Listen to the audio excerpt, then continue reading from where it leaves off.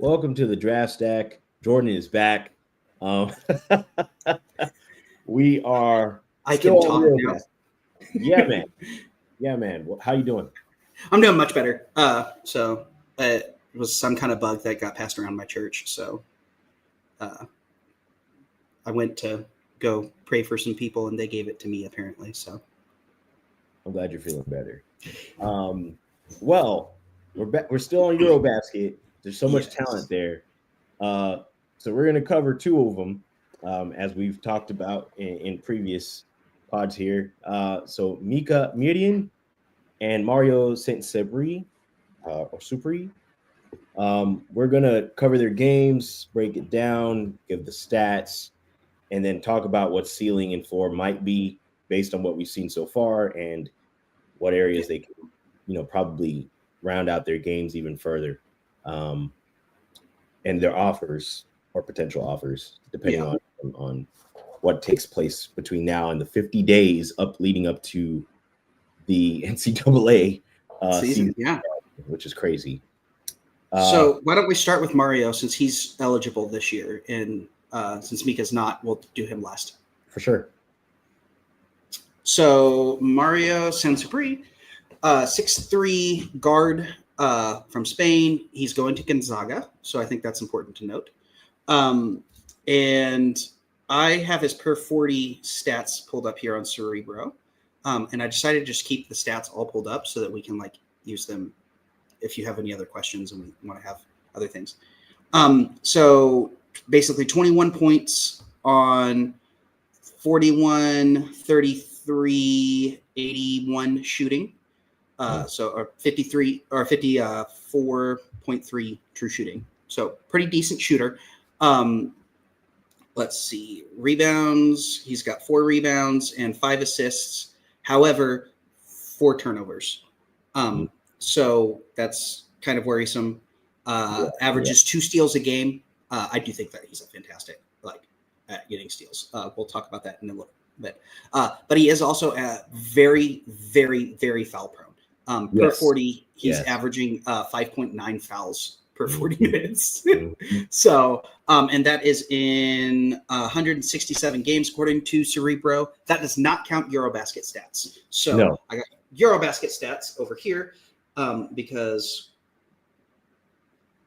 I'm separated. And so one of the things guys will likely discuss is, and we're talking about it before pod, is what as a guard, what is he? Is he combo guard? He's not really a point guard per se, but does have he does make passes. He does make passes. He does make reads. I'll talk about that because I have a lot of comments on that. So his EuroBasket stats are 8.4 points, which is pretty good for his role that he played.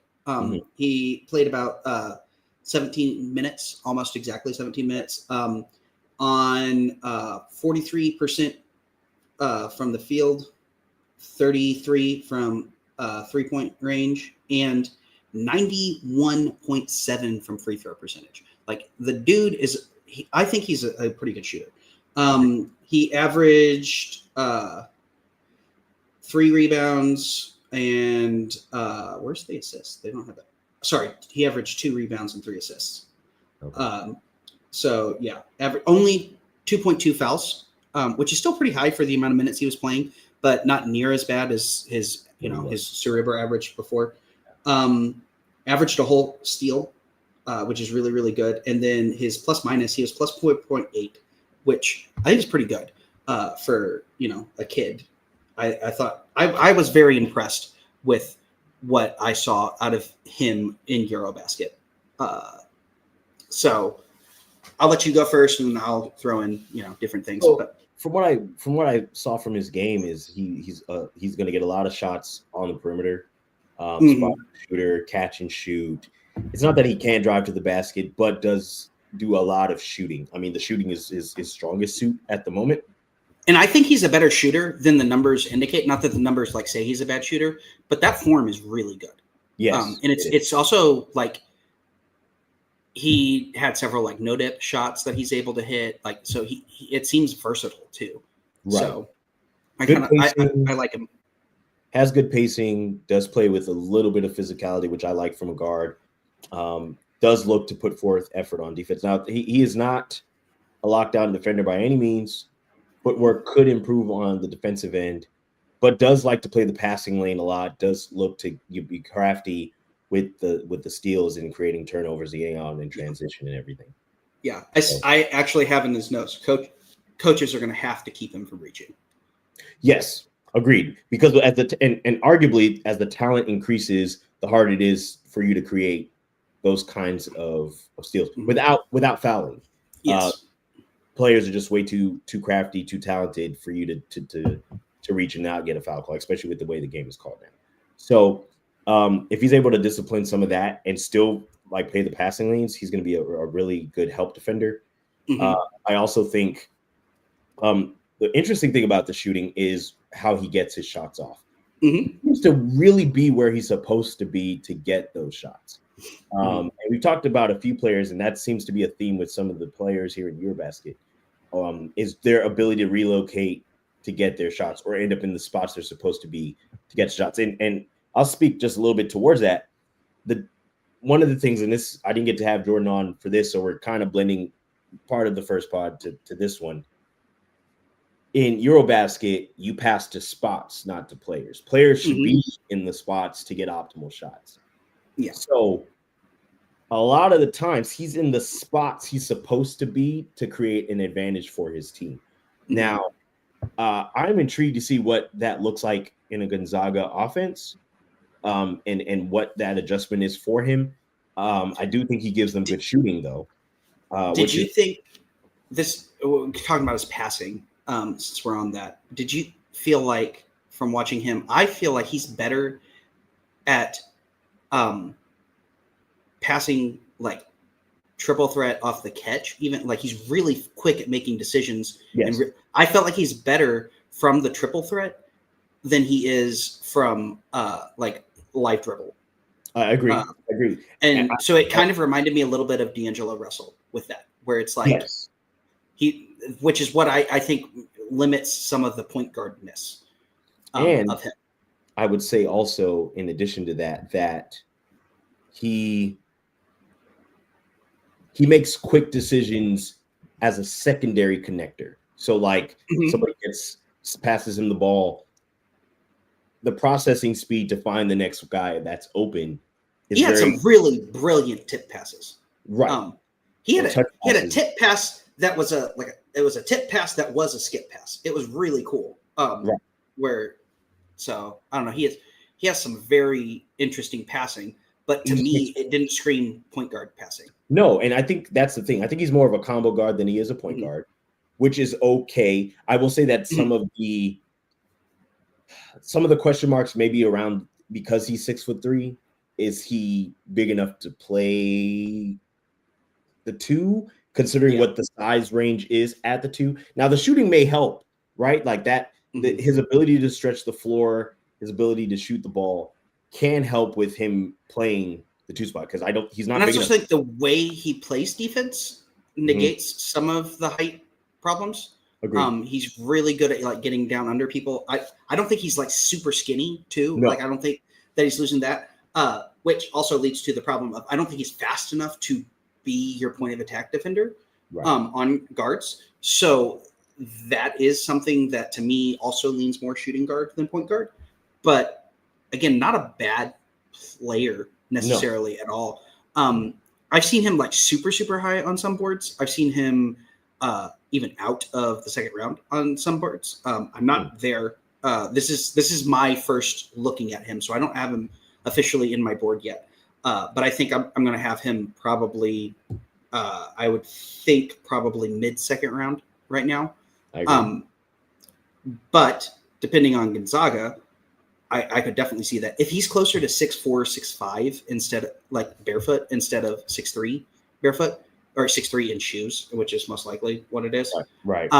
Then I'm suddenly a lot more interested in him being able to play that wing position than him having to be stuck at guard. Right. And I think that's one of the things that one of the players that I thought of with his game, and obviously their games are not necessarily the same. But I was thinking of, is it Bogdan Bogdanovic? Yes. That's came to mind with his game. And so he's 6'5", 225. Now, granted, obviously that's a lot of size to add. I think Mario is clearly much smaller as necessary as far as frame and height, but game wise, and obviously there's some clear differences in their game. If I had to lean to somebody as an early comp, this is a very very early. His game could become something completely different. I would say that Bogdanovic is similar in approach to the game. They get their shots off of catch and shoot, spot ups. They look to relocate. I do think that with Bogdanovic, he's a much better driver. I think he's a better athlete. Better athlete as well. Better vertical spacing. He can finish above the rim a little bit. And it's not that. I also worry about Mario's. He makes incredible decisions in transition. Let me start with that. He makes incredible decisions in transition. He knows where to cut, where to go in transition. He's very willing to pass it to the people in transition in the right way. His passes are on time, on target.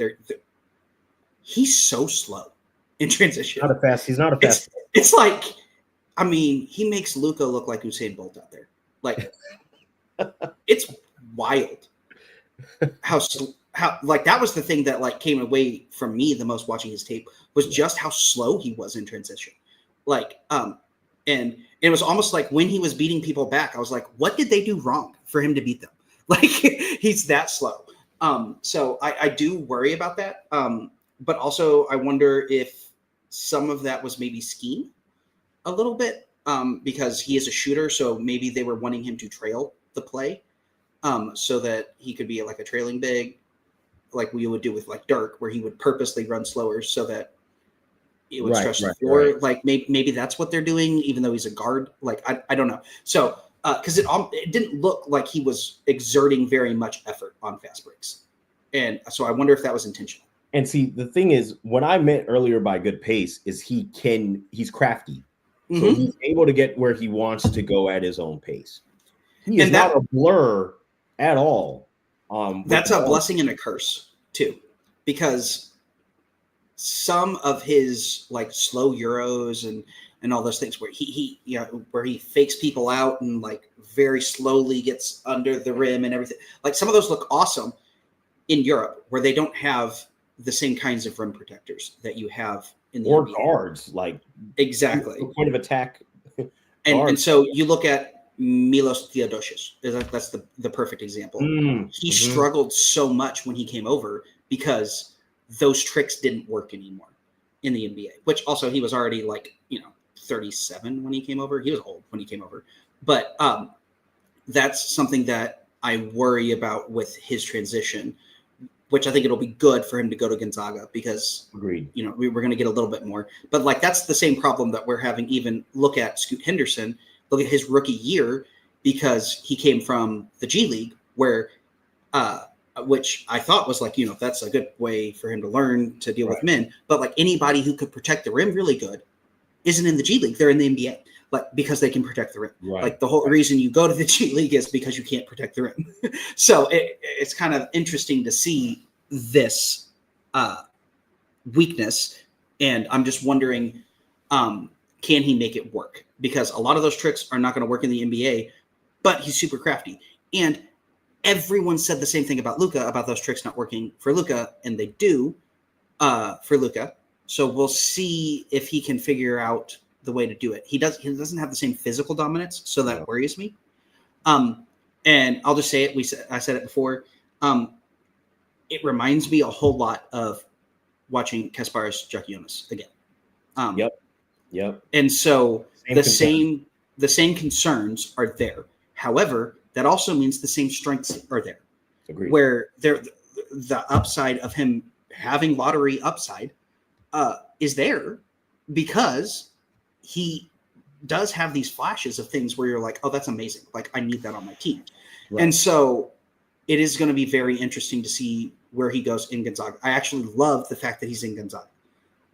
Because in a better spot, in my opinion. more exposure too.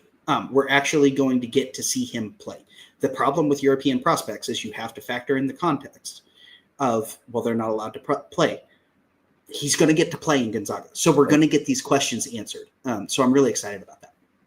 And I don't see him higher than mid-second round just because of the talent in this draft class upcoming. Mm-hmm. That's no knock on him. That speaks to the quality of this particular draft class, the athleticism, the amount of players that are two-way guys that are elite. And I would argue elite athletes. I could be wrong about some of them, and to some of them, that's their calling card is being an elite athlete for some of them, if we had to be honest. But and that's funny. That's a perfect segue to the other player. That actually is a great segue. And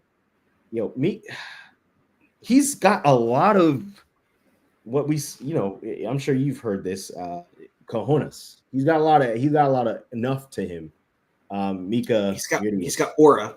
That was what Nick was like. He's just aura farming. Well, he's got a lot of aura to farm. The dude has it. Whatever it is, he has it. He fully has it. I mean, per 40 stats, if you don't mind, are 16.4 per game, 57. Are you sure? Let me see. Hold on. Do you have? I have 19 per game. Do you have 19? Let's see. I'm looking at AZ Prep. That's why. Yeah, I'm doing all of their games total. So he's got 60 games total for Cerebrum. Let's see.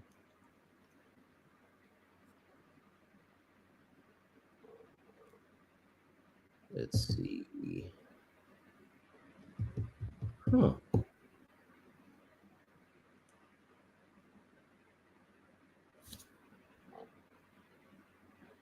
Oh, I see it here. Okay, I see 19. Okay, I got it. Sorry about that, folks. Mixed up here. I had his Air Capital Hoop Fest. So total. So it's 19 points per game. Let's see here. 38.7 field goal percentage, which I think is a little misleading, personally. Considering how he plays. Yeah. Well, part of it is he's taking, in these games that they have, he's taking 8 threes a game. And that's just not how he played in Finland. And obviously, like in EuroBasket, if he plays more like he does in EuroBasket, that's a much more interesting player. It is. So because he's taking 8 threes a game and he's only shooting 26% off of the threes. Right. That's what I do too. And then the free throws is 50.8%. Which is intriguing to me, considering. I mean, he's shooting that many threes. If his free throws are bad, he should not be shooting that many threes. Like that's just I'm a little confused by the coaching decisions here, because if he plays like he did for Finland, this is a totally different kind of player. It is. And so he averaged 11 rebounds a game, or per 40, 11 rebounds per 40, 4 offensive rebounds per 40. Like that's a lot. Yeah. And then 2 assists. Now it is 4 turnovers. He's very turnover prone. But he averaged 2 steals and 2 blocks per 40. And again, 6 fouls. So pretty foul prone. And again, I just think he's very different. And we'll look at his EuroBasket stats just to show the difference between the two. Substantial. His EuroBasket stats are, come on, African internet load. Okay. EuroBasket stats are 6.6 points on 60% from the field, 87.5% from 2. 87.5% from 2. Nuts. His 3-point shooting, 35.3%, which is not bad, but free throw is still 46.7. I think that's the kind of shooter he is. He's not a shooter. He averaged an offensive rebound per game, and he's only averaging 11 minutes. So 1 offensive rebound every 11 minutes is nuts. It is nuts. So average two 2 rebounds a game, averaged 2 fouls in 11 minutes, which is why he didn't play more. He actually didn't record an assist the entire tournament. So that's something. And, he was a 0.1 plus minus. So he was not like, some amazing efficiency thing, but no. He was 17 playing in EuroBasket. And I think what's interesting about him is 6'10", 210. Not 7 foot, I thought. I have 6'10" here from EuroBasket. Oh, okay. I thought he was actually 7 foot, but okay. But I think one of the things with him is where he plays. That makes my comp for him fit better, so that's fine. Plays above the rim. Understatement. The offensive boards are insane. I mean, he's relentless.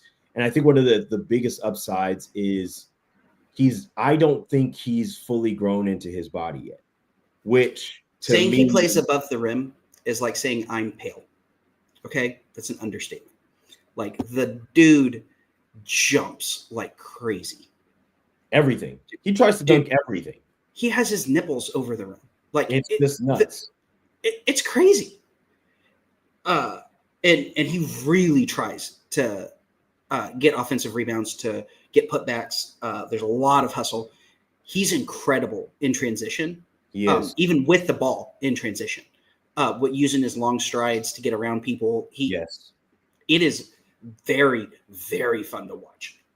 I do think if I had to say to speak to your comment about his ability to stretch the floor and the call for him to shoot threes, I think that's the skill that's going to open up the lane much further for him. If he can string some consistency from the 3-point line, that opens up the lanes for him to continue to use that athleticism at the rim.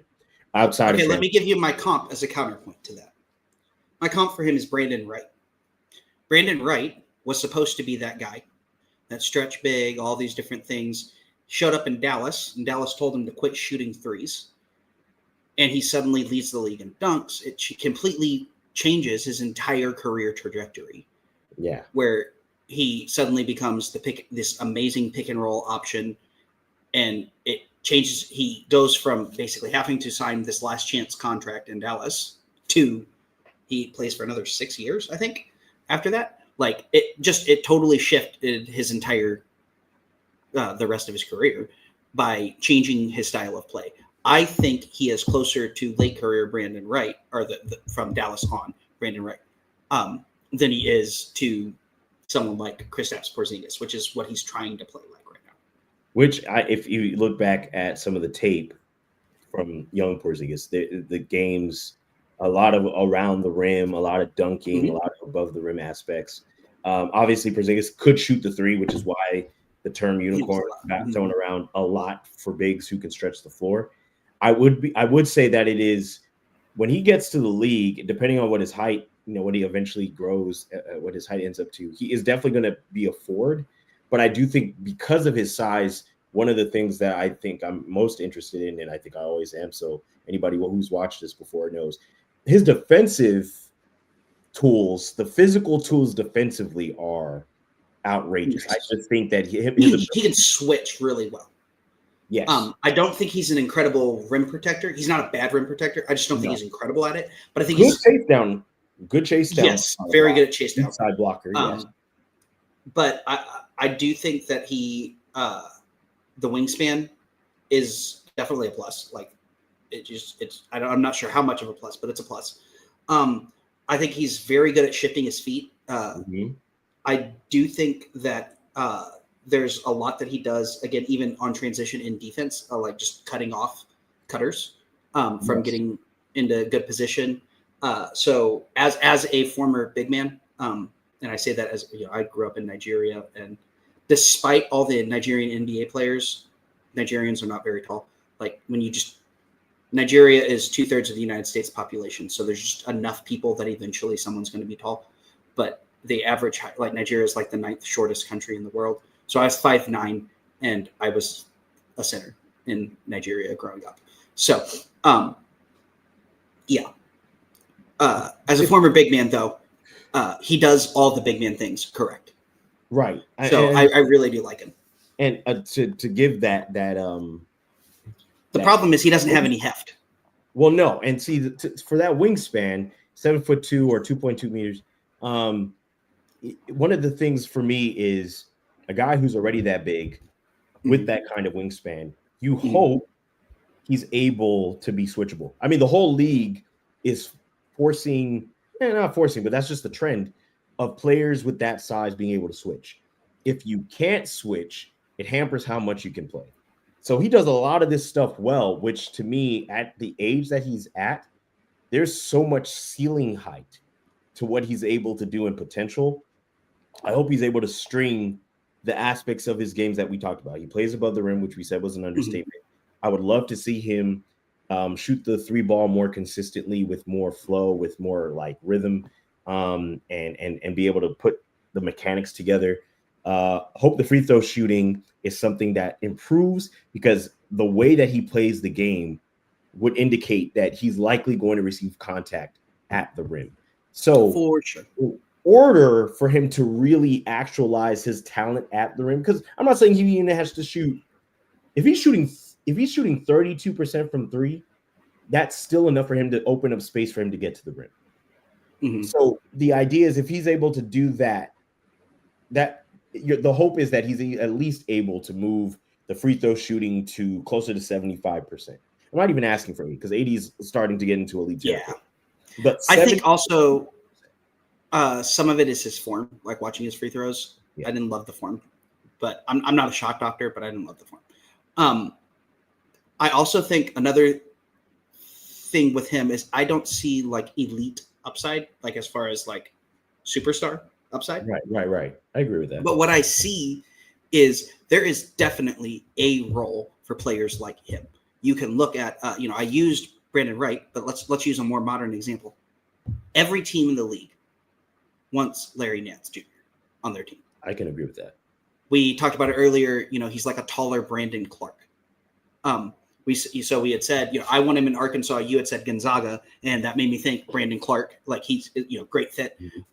So there are a lot of things that he does where it's like, okay, there is a role for that in the NBA. He might not be a superstar, but he's going to have a career if he can keep on this trajectory. He's going to have a career. And him filling out is the other, as like him just getting like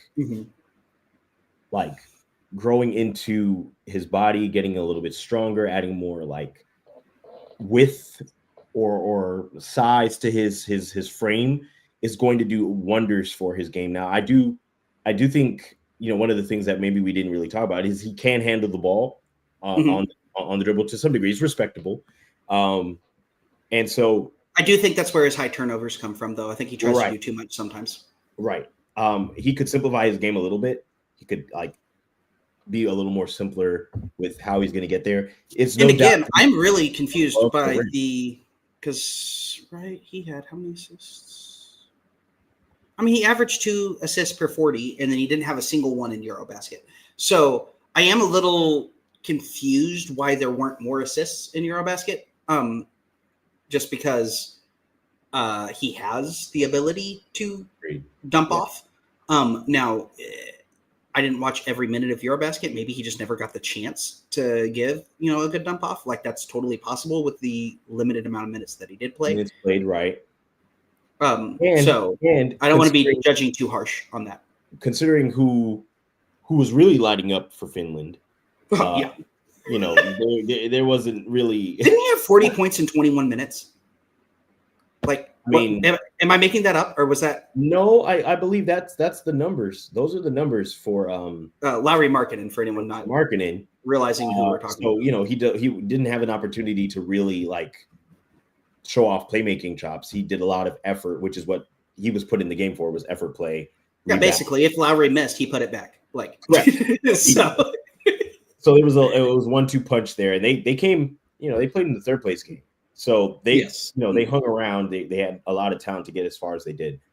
But those are 2 prospects. I just to me, both guys are second round players. Sorry, Dennis Smith Jr. just signed with the Dallas Mavericks. but we don't have an open roster spot. So somebody's leaving. Yeah, wonder who's leaving. Anyway, we can go back to now. what was it? What are they calling him? Skinny Jesus, Slim Jesus? What was it? Yes. So I think the upsides are high on both. Just to be, and we've talked about this before, being an asset to a team, being a team player, being able to fit a role on a team. There is no team that's going to turn down a guy who puts 100% effort. I think both of them are players that look to do that. And with Miikka specifically, just like the fact that he's not even 18 yet is insane, and the talent is all there. We've got a few other guys that we're going to cover, over the next couple of weeks that I'm excited, and me and Jordan are excited to talk about and to flesh out their games. So let me ask you, we'll use this. What are some things that you don't think translate from like EuroBasket to the NBA? Since we got a little bit of extra time this episode. That's a great question. So I think overall, let's cut out the obvious one. The line's shorter, so right. 3-point percentage is not quite the same. Time is also shorter, which I've talked about possibly. Offensive rebounds are easier, right? I also think the time impacts stamina or conditioning. The extra 8 minutes don't seem like a lot, but they are a lot in a span of a game. Now, there are some players who are just elite, the Giannis, the Markkanen, that's why they're in the NBA. And they do have games that translated from Europe to here. The outlier on that is some of these other European players whose the pace difference, and many people don't make a differentiation.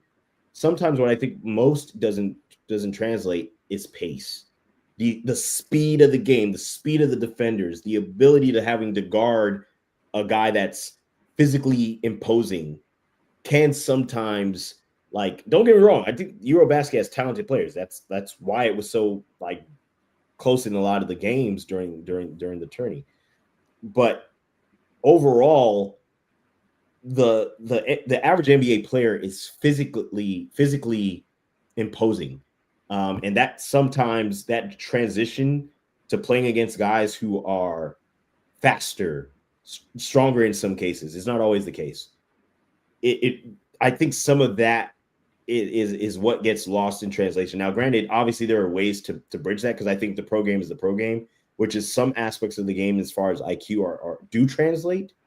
Because I think the EuroBasket players are extremely high IQ, for the most part. They play a team game, and so they need to rely on their IQ much more than the physicals by themselves. Whereas I would say the trade-off here is that it's not that I don't think NBA players have a high IQ or high basketball IQ by any means. I do believe that there are a lot of players with high basketball IQ in the NBA. However, there are a lot of them that are so much focused individually, they don't have team basketball IQ. So the stats say that they're incredible, but their team is losing games. Do you get what I'm saying? There's some trades. And I also think that you can almost see the inverse. You have Luka, who his IQ is almost so high it hurts him, because he breaks down every single play and is like, this is the best option for this play. Right. But sometimes the best option is, hey, you need to get your teammate going. And so I do think that you can have those problems there, which Luka has gotten significantly better at that as he's progressed. There's an old video that I remember, and it was Isaiah Thomas explaining how to be a point guard and what being a point guard actually meant. And he said, what being a point guard actually meant is I had to realize every couple of possessions, hey, Joe Dumars hasn't gotten a shot in the past 4 possessions. Give him the ball. Okay, so Bill Laimbeer needs a shot now. He's like, that's what being a point guard is. It's not just making the right decision in the right play. It's, hey, this guy needs the ball so that he will be engaged on defense. Right. And so that was something to me that I've taken as like, okay, that's what it means to be a point guard. I'm trying to remember who he was talking. It was like another incredible point guard. I think it might have been Chris Paul. And like they were talking about, that's what being a point guard is. And even to add to that, what's interesting is if you take Jokic, for instance, what can hurt him is his European basketball IQ. He's not selfish enough. The Nuggets, and this is we typically cover prospects and everything, but we're just talking about just like the European what translates game, how it translates. And so one of the big things that takes place is a way to shut down Jokic is to shut down his teammates and their ability to be effective. And so, that works for Luka too. That's exactly how the Celtics beat Luka in the finals. Right. And that's exactly how the Clippers did it every year when they shut him down. The Clippers just decided no one else was going to score ever. Now, it also helped that the Mavs were like playing like Boban Marjanovic as their starting center.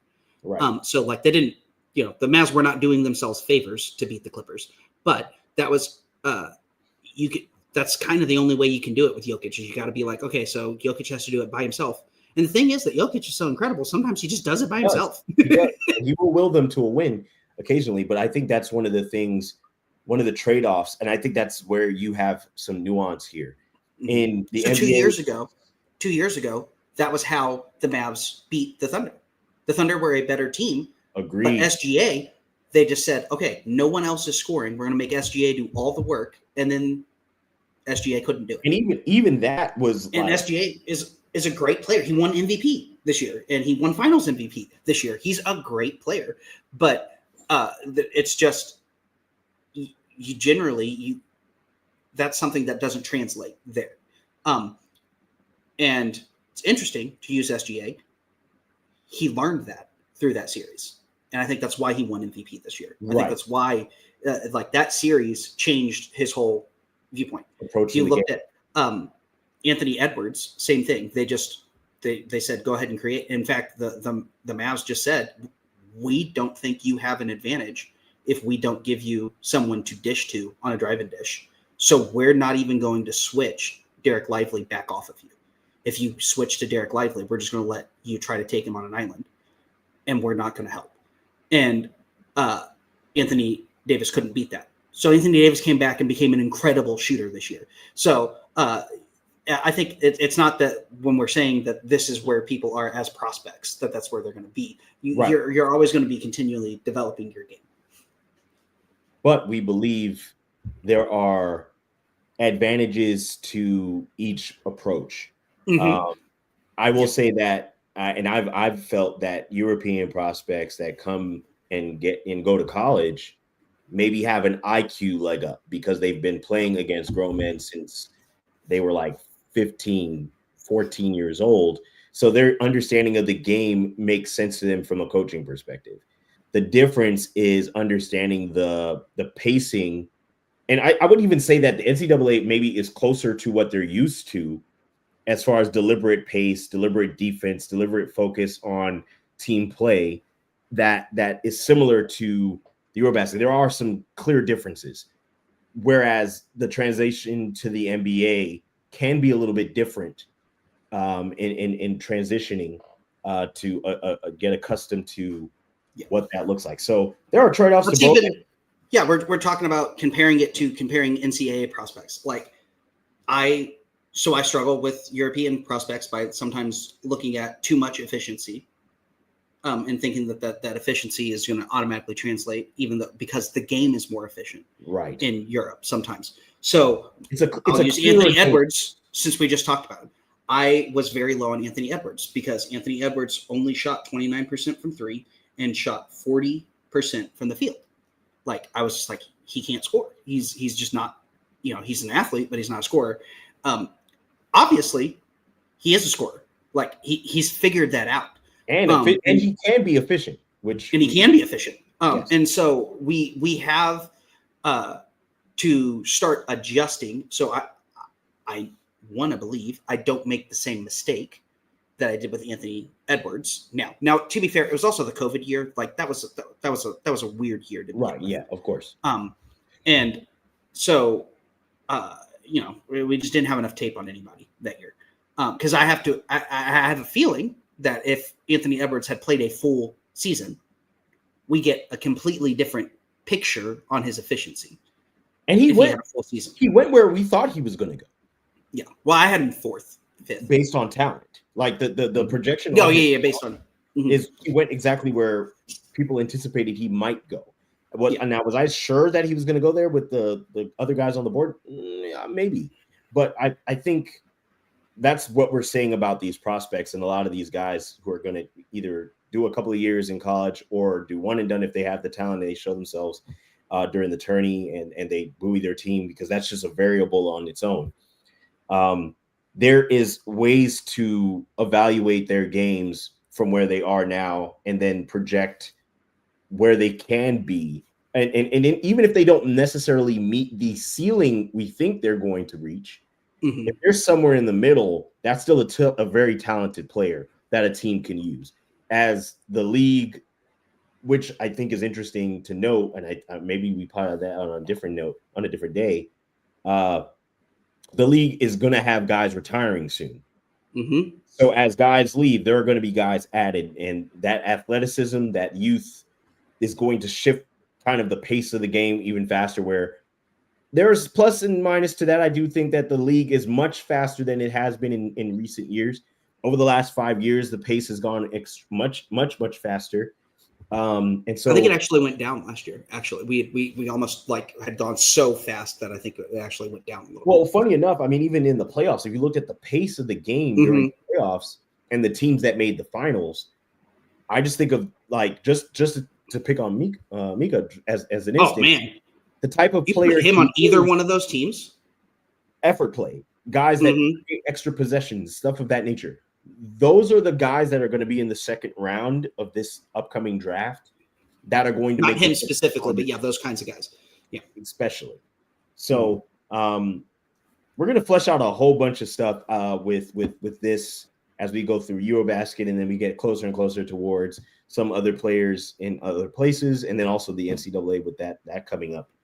I want to tease. Eventually, we're going to get to the fact that we've talked about this in the group chat. I want to have a podcast where we at least address what Mohamed Dabone has turned 13 for the 11th year in a row. So I want to address that. I'm not sure what kind of Jason Tatum sorcery is happening here, but I'm very confused how he's still 13. So we're going to address that at some point. But for sure. Thanks for the ones who hung out with us talking about these two players. Thanks for Jordan giving his insight and his IQ and acumen on all of this. I'm glad to be a host. We'll catch you guys on the next one. Yeah, we love talking hoops, and I love talking hoops with you here. I think we have good chemistry, and we see the game similarly, but also just enough different that it's fun. Yeah, exactly. We'll catch you guys on the next one. Peace.